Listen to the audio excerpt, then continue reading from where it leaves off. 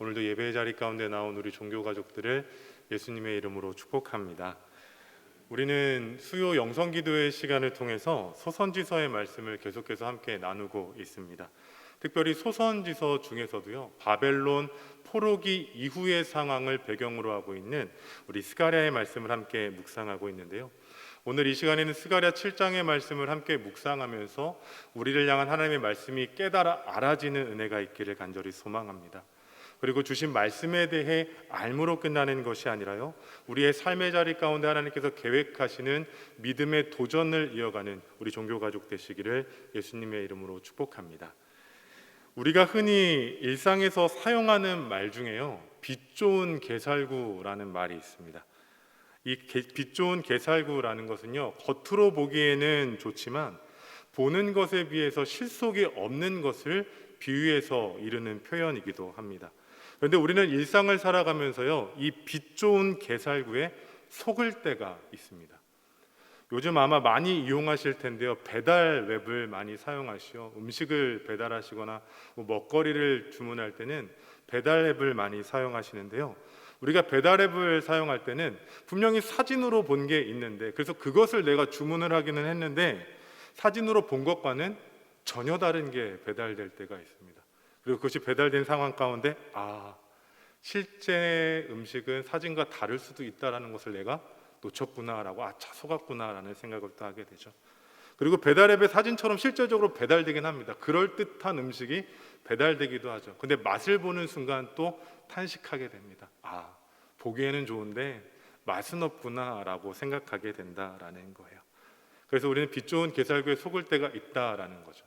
그런데 이 빛 좋은 개살구와 같은 것을 우리가 말씀에 적용해 본다면요, 오늘을 살아가는 우리 또한, 그리고 오늘 말씀에 등장하고 있는 베델의 사람들 또한 하나님 보시기에 빛 좋은 개살구 같은 삶이 아니었을까라고 생각해 봅니다. 왜냐하면요, 우리가 살아가는 이 시대에는요, 수많은 교회가 있습니다. 아마 오늘 교회에 나오실 때도 많은 교회들을 지나치셨을 거예요. 그리고 교회뿐만이 아니라 오늘을 살아가고 있는 수많은 그리스도인들이 우리 주변에 있죠. 하지만 수많은 교회와 수많은 그리스도인들이 있지만 우리가 생각하고 우리가 기대하는 것만큼 바른 복음이 채워져 있다라고 말할 수는 없을지도 모릅니다.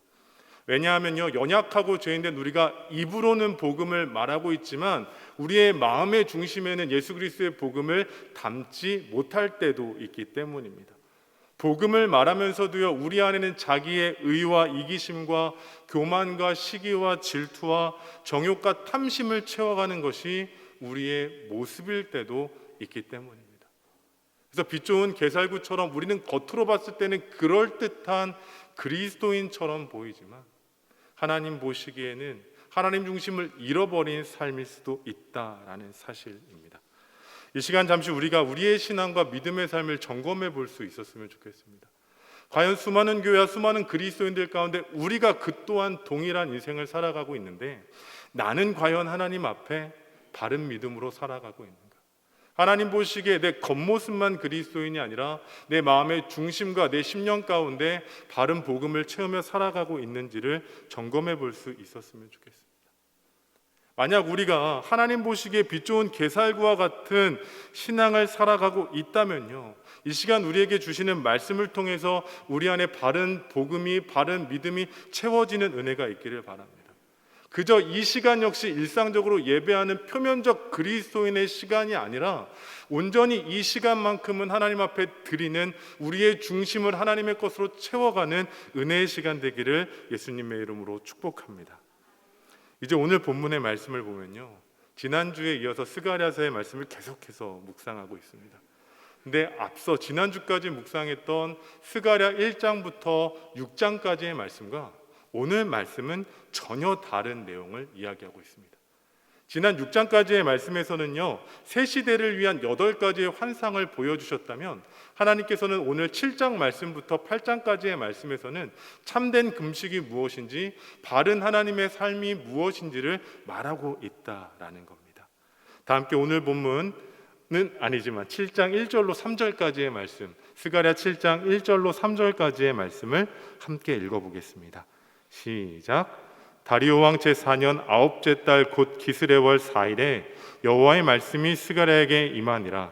그때 베델 사람이 사레셀과 레겜멜렉과 그의 부하들을 보내어 여호와께 은혜를 구하고 만군의 여호와의 전에 있는 제사장들과 선지자들에게 물어 이르되 내가 여러 해 동안 행한 대로 5월 중에 울며 근신하리이까. 아멘. 이 말씀은요, 하나님의 말씀이 선지자 스가랴에게 다시 임했을 때 주어진 말씀입니다. 우리가 6장과 7장 사이에는 그저 아무 간극이 없어 보이지만요, 스가랴 6장과 7장 사이에는 약 2년의 시간의 간극이 있었다라는 것을 기억해야 됩니다. 첫 번째로 환상이 주어질 때는요, 다리오 왕이 제2년째 통치하던 해였습니다. 근데 오늘 말씀을 보면 언제인가요? 다리오 왕 제4년 아홉째 달이라고 기록되어져 있죠. 그러니까 8가지 환상을 본 이후 2년이라는 시간이 지나서 하나님의 말씀이 다시 스가랴에게 임했습니다. 근데 이 2년이라는 시간은요, 그냥 다시 하나님의 말씀이 임했다로 끝나서는 안 됩니다. 왜냐하면 이 2년이라는 시간 안에는 다른 여러 가지 정보가 담겨져 있기 때문입니다. 우리가 기억하실지 모르겠지만 다리오 왕 2년째 되던 해에 무너졌던 예루살렘의 성전을 재건하기 시작했습니다. 다리오 왕 통치 제2년에. 그럼 지금은 제4년이니까 2년이라는 시간이 지났죠. 그렇다면 성전 재건도 2년이라는 시간이 진행되었다라는 겁니다. 성전 재건 건축은요, 다리오 왕 제2년에 시작해서 6년에 끝나게 되는데요, 총 4년에 걸쳐서 재건되게 됩니다.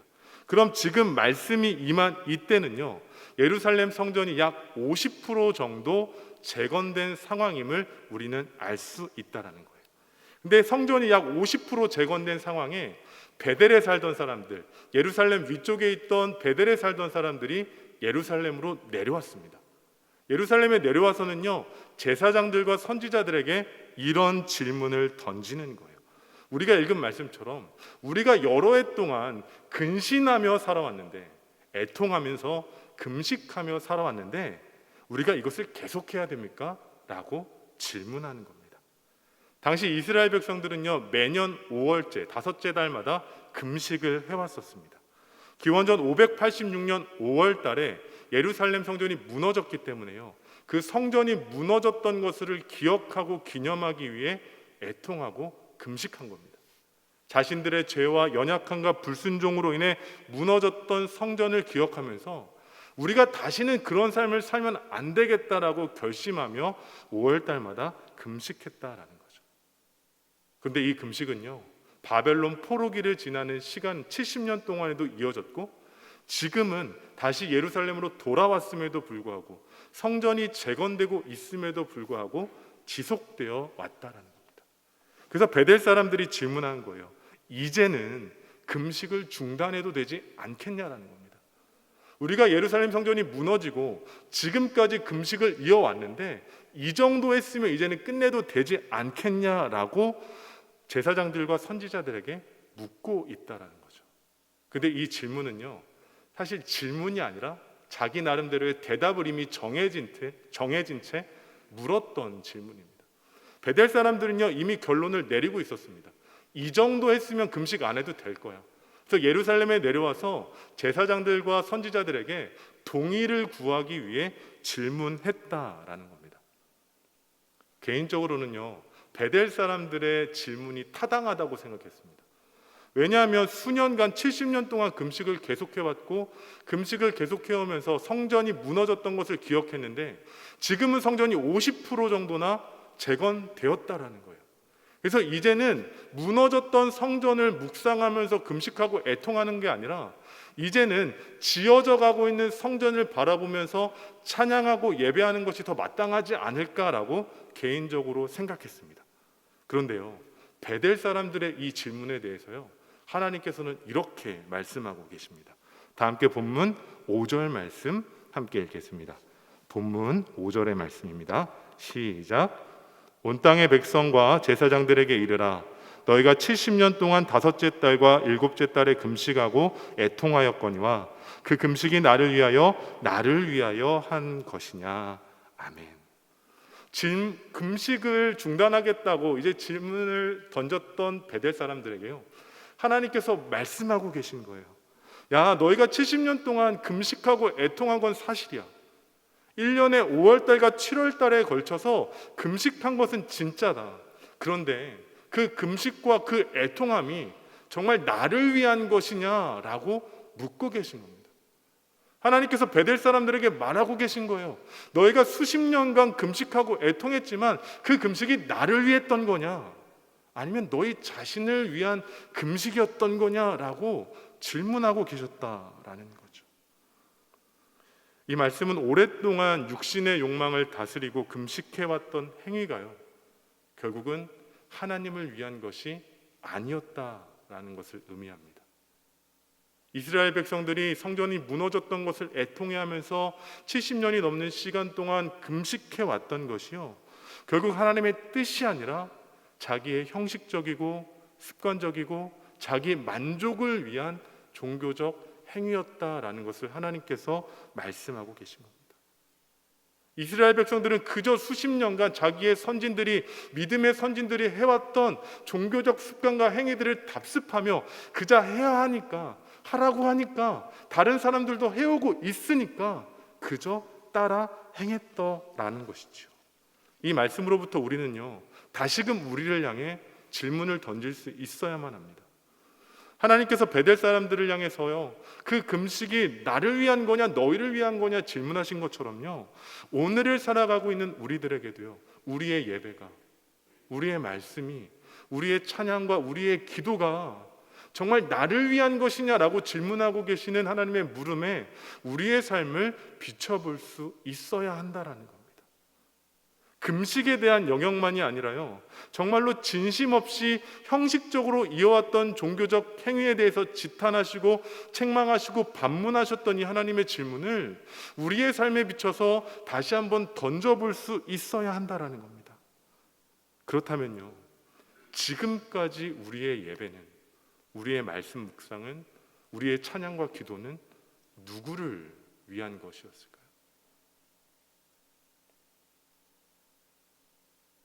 지금까지 예수 그리스도를 주로 묵상하고 그리스도인이라고 이야기했던 우리의 삶의 예배가 과연 누구를 위한 것이었을까요? 이스라엘 백성들과 같이 우리는 종교적 행위에 집중했을지도 모릅니다.